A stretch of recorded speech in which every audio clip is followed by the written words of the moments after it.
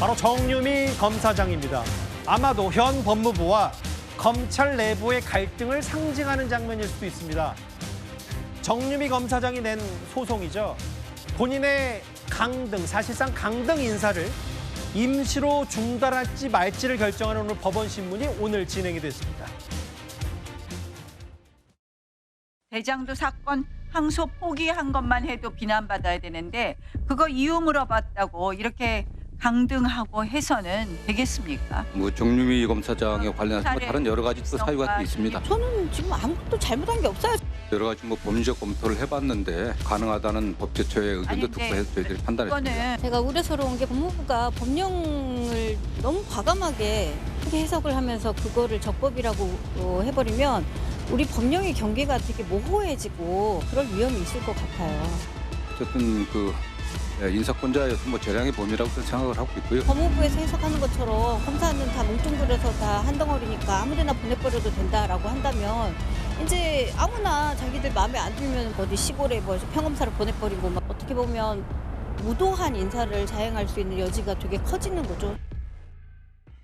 일단 정유미 검사장, 이걸 내 인사를 중단달라고 요청한 정유미 검사장의 입장부터 먼저 살펴봐야 될 것 같은데, 개인의 의사 표현을 이유로 강등 조치를 당했다. 이현정 의원님. 네. 결국 단순히 강등, 법무부의 전부 인사의 본질이 아니라 정유미 검사장 얘기는 미운털이 박혔고 자기가 항소 포기 논란에 대해서 정성호 장관에게 쓴소리에 비판을 많이 했기 때문에 이게 보복성 인사를 당한 거다. 이렇게 주장을 하고 있는 것 같아요. 그렇죠. 정유미 검사장 같은 경우는 그동안 이프로스나 입장문을 통해서 이런 부분에 대한 비판적인 이야기를 했기 때문에 아마 그거에 대한 저는 보복 차원이라고 저는 봅니다. 더군다나 이 역대로 보면요. 검사장이 검사로 강등된 적은 딱 한 차례 있습니다. 근데 그거는 사실 비위 혐의 때문에 검사로 강등된 그런 상황이에요. 이처럼 뭔가 본인의 어떤 의견을 이야기를 하고 이런 걸로 해서는 처음 있는 그런 사례입니다.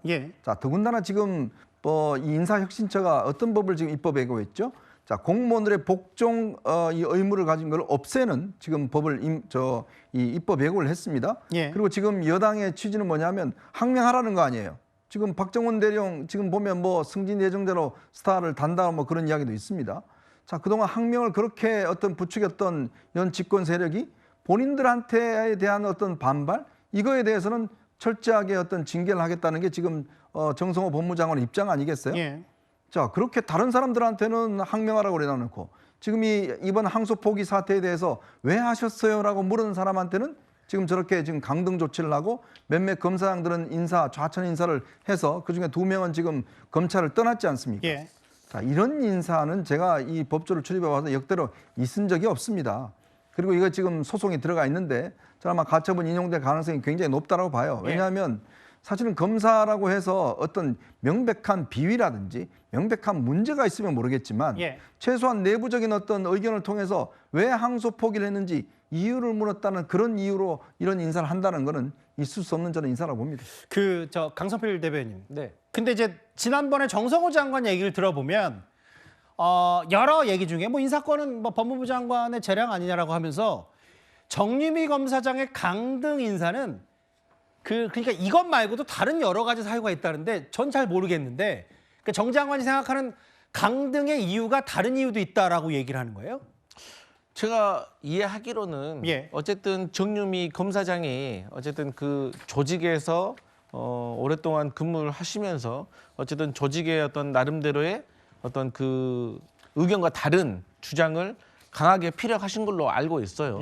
그래서 결론적으로는 이 검사라는 게 검찰총장하고 검사 2가지만 있다는 거 아닙니까? 그래서 나름대로 보복성 인사라고 생각할 수도 있겠죠, 본인은. 그래서 본인이 이제 소송하신 거 아니겠어요? 그렇기 때문에 저는 더 이상 정성호 장관도 여기에 대해서 왈가왈부할 필요가 없이 그 소송의 결과가 나오면 그 결과에 따라서 처리하면 된다. 근데 사실 국민의힘도 그런 거 비판할 자격이 있나요? 아니 보니까 김종혁 전 최고도 이렇게 저렇게 당에다 쓴소리 하면은 잘못됐다고 해가지고 막 징계해버리고 그러던데 그런 정당이 저런 걸 가지고 뭐라고 하시나 저는 앞뒤가 안 맞는 것 같다 이렇게 봅니다. 언뜻 들으면 설득력이 있는 것 같지만 그건 그거고 저건 저거니까요. 무슨 말씀인지는 알겠습니다. 이게 지금 항소 포기 논란에서 입장 표명을 요구했던 사람들의 이제 인사인데 일단 강등이 됐고 법원 판단을 기다려보겠다. 구자영 변호사님 짧게요. 누구 손을 들어줄 것 같아? 이게 생각보다 저 법원의 판단이 오래 걸리지는 않는다고 얘기를 하더라고요. 집행정지는 굉장히 간이한 판단이니까 아마 2주 이내에 판단이 나올 겁니다. 근데 이게 사실 법리적으로 굉장히 어려운 사건입니다. 예. 쉽게 말할 수는 없는데 그래도 저는 정유미 부장의 검사장의 이제 주장이 설득력은 있다. 이게 지금 일반 민간 회사 차원에서는 강등 인사 조치에 대해서 이건 실질적인 징계이기 때문에 위법하다라는 판례들이 많은데 검찰 공무원에 대해서는 선례가 마땅치 않아요. 그렇게 패소된 사례 하나밖에 없는데 이거는 사실상 징계를 해야 될 사안에 대해서 징계를 안 하고 그걸 인사상에 보복을 해서 역사상 유례가 없는 강등을 한 것이거든요. 이거에 대해서는 사실상 징계를 해라. 징계 절차를 거쳤어야 된다. 그럼에도 그걸 잠탈한 인사명령이라는 거는 위법부당하다라는 판결 쪽에 법리적 근거는 조금 더 있지 않나 싶습니다. 알겠습니다. 아마 집권 초기 현 정성호 장관의 법무부와 일선 검사장의 반발 법적 소송 얘기 저희가 준비한 3위였습니다. 정유미 검사장 미운털 인사라고 본인이 얘기했던 것까지 만나봤고요.